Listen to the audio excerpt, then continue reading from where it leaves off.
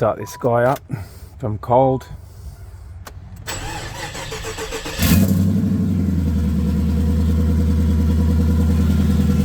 Let it warm up a bit, and then I will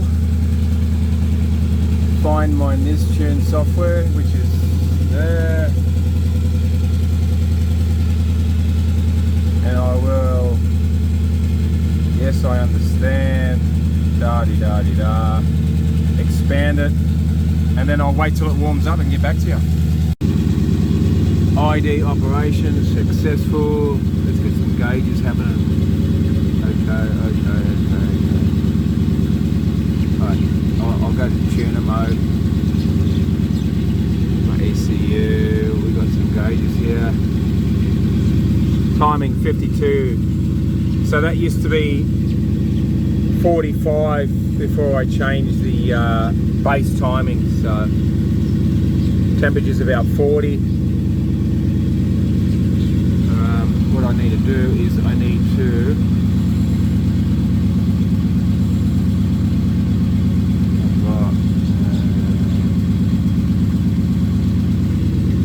download maps from ECU. Alrighty. What I'll do now is I'll go to rev limit. Is that still on? Resync complete. Rev limit, I'm going to probably go down to 3000 for the one. Apply. 3000. Alright, we've got two. What's two? Two. I want to go 3100. Oh, for the second one. And then I will go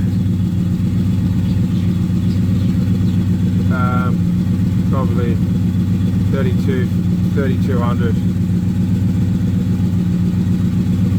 Apply. Cool. What I'll do now is I will upload the maps to the ECU. Still got a knock sensor fault there. What's the temperature? 55, and I will burn changes permanently. Okay, there we go.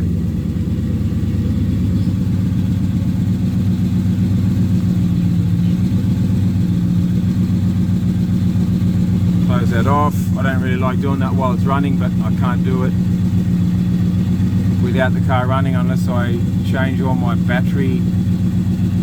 There we go. Rev limit 1, 3000, 2, 3100, 3, 3200. Thank you. So I've set up this timing light here.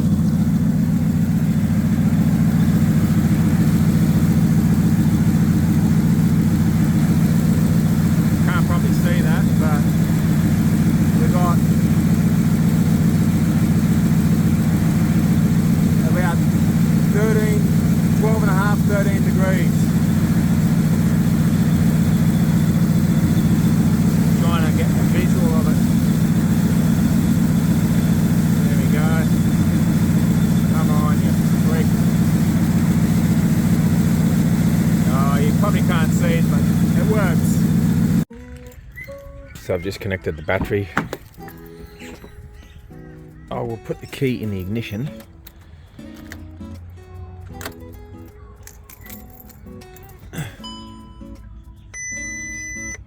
So the coolant light is coming on, the fan's coming on straight away as soon as I turn the ignition on. So something's definitely not correct. So I'm doing a diagnostic on this Volkswagen of mine, which decided to stop the other day. What do we got? There was a bit of an issue with that coolant warning light going on and off, but it isn't right now. However, I believe unless it makes a liar out of me, that this car will not start. So I'll just give it one go. There we go. All right, it won't crank. I've got the Rostec genuine cable plugged in under there. VCDS, which is not, this is the actual registered copy. So I'm going to go to auto scan. I'm going to go to gateway list, and it'll give me a list of different modules. So I'm leaning towards the gateway module, which is located over there, pretty much on the outside of the vehicle. Yeah, reason being, engine status cannot be reached. Malfunction, malfunction, malfunction, malfunction. Now, this car's also been throwing an ESP error. I'll see if I can find it. Where are we? Go that way. Error ESP, which is electronic stability program. So what I can do, just to show you that I know what I'm sort of doing here, is I will go, I'll clear all DTCs, and I'll go yes. So I'll clear all that. It's erasing it. And then what'll happen is it'll show me a list after 2 seconds, which will be that same list. Yeah, there we go. So yeah, so now we'll go to modules, and we'll see what sort of modules this thing is picking up. So you can gateway.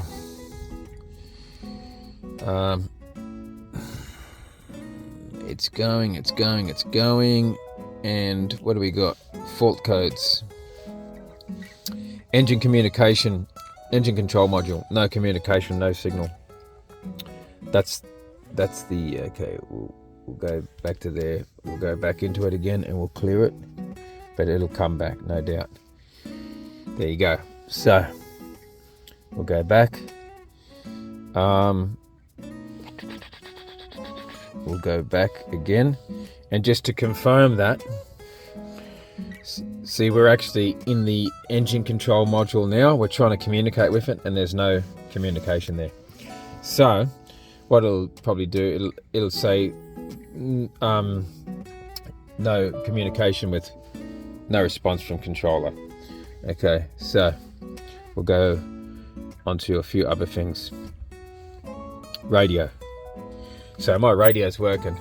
As you can see, there's no issues there.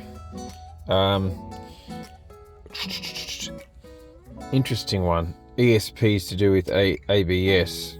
I'll press that one and see what happens. That's coming up for some reason. We'll go into fault codes. So there's no communication from the engine control module once again. So this is leading me to believe that there's two issues that could be causing this. The ECU or the gateway module. Now these are prone to getting water in them. So, and this problem has been intermittent for about 2 years. So what I'll do, I'll keep you updated. I really need to be doing stuff on the Q45, but this is my daily. So anyway, as soon as I get a bit of something out of this, I'll get back to you. Yeah, it looks pretty ordinary behind there. It looks like a lot of moisture's been sitting there. So hopefully that is the problem. We'll see. So there's my gateway controller there. It looks like, doesn't look like it's got water dripping off it, but I'm gonna try and do something with it anyway, because it's not that hard to get to. So yeah, there's a spider that's moved in there too by the looks of it. Hey guys, welcome to another episode of Lockdown Performance. This time it is by or via frickin' starlight, candlelight, whatever you want to call it. Got a bit of a fire going on here. as you can see, we're getting prepped up for a nice feed. I'm waiting for my partner and her friends to arrive. Been having a little bit of fun the last couple of days, learning new things, you know, with the Volkswagen. It decided to stop on Monday, so I've been doing a little bit of study and practicing, and I don't know, a bit of YouTubing to find out how to use this VCDS. It's a pretty good program. So at the moment I'm still waiting for a guy to get back to me on parts for that car, because being a diesel, it's pretty hard to get parts for. As for the Q45, as you probably would have seen in the other videos before this, I managed to retard the timing, checked it, all that sort of stuff. Is pretty cool. Drove it up and down a couple of times. It sounded like it spooled a bit quicker. So the engine, transmission, ECU, wiring loom, turbo kit is on marketplace at the moment. Sorry about the bloody lighting. So yeah, it's for sale. I've got 6 on it, O&O. I'm a bit negotiable. I'm keeping the car because I've got a RB25det that I've secretly acquired. So that's what's going to go in this eventually. Yeah. So we'll see how we go with the sale of the engine and all that sort of stuff. I'm actually willing to do a few improvements to the turbo kit once I take it out of the car. There's a couple of things I could do to make it better, i.e. putting a V-band housing on it instead of the T4 that it's got at the moment, so you can swivel it, adjust it. Also putting the oil return into a different spot. Just a couple of things like that. Obviously I won't be doing that if whoever buys it sort of gets it for a lot cheaper than what I've got it advertised for. Well, I'm not going to sell it for much cheaper, but you know, let's just say it sells for $5,000. Well, you're not going to get any extras, like as far as me sorting out some improvements. But you know, if you negotiate a good price with me, whatever, it'll work out well. Anyway guys, it's the next day, and yeah, it's bloody cold. It was about 6 degrees overnight, so yeah, hence why I'm dressed like a freaking Eskimo or snowboarder or whatever you want to call it. The Q45 is undercover. Yeah, I give it a detail yesterday, pretty much what you've seen in the video, and put the cover over it. It's just really dusty, you know what I mean, like the westerly wind and all that sort of stuff. You know, it's just unreal. Bit of an update with the Volkswagen. I went to the wreckers and got an ECU and a gateway module. So it wasn't a gateway module. Did a little bit more research, found that a relay that controls the ECU and the fans blew. I'm thinking because the ECU, the factory ECU, had a short in it. So what I did, I jumped the relay, plugged the original ECU back in, fans came back on, coolant light, all that sort of stuff. Then what I did was I plugged the new ECU that I bought from the wreckers in.